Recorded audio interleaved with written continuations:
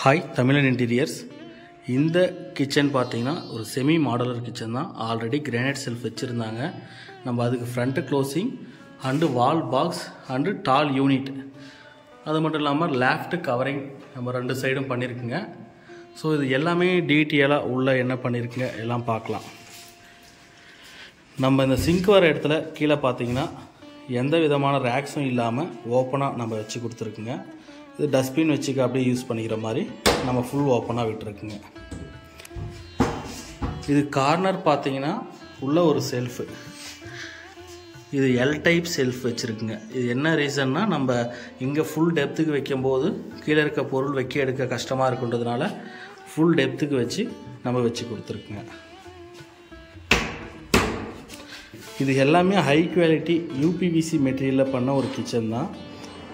இது பார்த்திங்கன்னா அவங்க கட்லரிக்காக, அதாவது எஸ்எஸில் கட்லரி வேண்டாம் அப்படின்ட்டு இது பிவிசி கட்லரி வாங்கி அவங்க வச்சுக்கிறன்றதுனால இது யூபிவிசிலேயே நம்ம ட்ரா டைப்பில் ரெண்டு பேஸ்கெட்ஸ் வச்சு கொடுத்துருக்குங்க.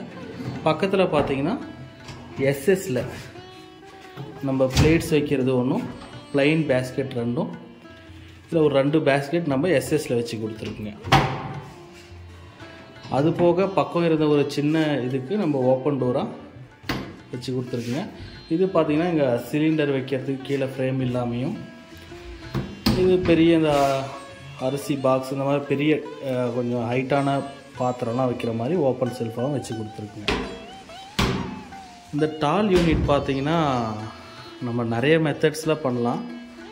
நம்ம இதிலே டோரில் ஸ்டீல் ரேக் வர மாதிரியும் உள்ள ஸ்டீல் ரேக் இருக்கிற மாதிரியும் உங்கள் தேவையை பொறுத்து நம்ம கஸ்டமைஸ் பண்ணிக்கலாம். இவங்களுக்கு இது பெரிய ரேக்ஸாக வேணும்.